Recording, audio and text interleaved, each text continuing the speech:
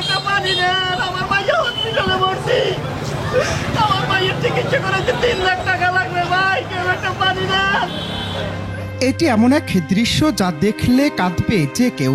মেয়ের চিকিৎসার জন্য প্রয়োজন 3 লাখ টাকা, আর এ টাকা জোগাড় করতে রুটি খেয়ে রাস্তায় রাস্তায় পানি বিক্রি করছেন অসহায় এক বাবা।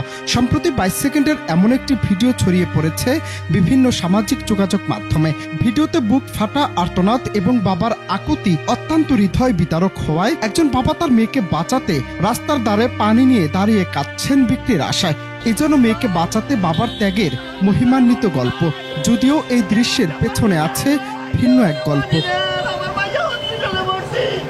মেয়ের চিকিৎসার জন্য টাকা জোগাড় করতে পানি বিক্রির ভাইরাল ওই ভিডিওটি প্রথমে পাথরঘাটার স্থানীয় একটি পেজে আপলোড করা হয়, যা প্রায় 2 মিলিয়ন মানুষের কাছে পৌঁছে যায়। ভিডিওতে দেখা যায় নয়ন রাসেল নামের এক ব্যক্তি কাঁধে কেস ভর্তি পানির বোতল নিয়ে পাথরঘাটা পৌর শহরের আবু সাইদ চত্বরে দাঁড়িয়ে মানুষের কাছে পানি বিক্রি করছেন।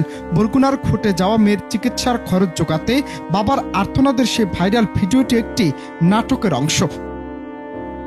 পানি বিক্রি করে মেয়ের চিকিৎসার টাকা জোগাড় করতে চাওয়া নয়ন রাসেল নামের ওই ব্যক্তিটি মূলত একজন কন্টেন্ট ক্রিয়েটর। নয়ন ফানি টিভি নামে তার একটি ইউটিউব চ্যানেল আছে, যেখানে তিনি বিভিন্ন বিষয়ে নাটক নির্মাণ করে আপলোড করেন।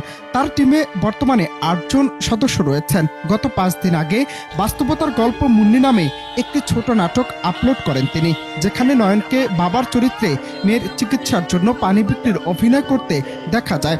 আর ওই নাটকটি নির্মাণের সময় কেউ একজন ভাইরাল হওয়া 22 সেকেন্ডের অংশটুকু মোবাইলে ধারণ করে ফেসবুকের একটি পেজে আপলোড করেন।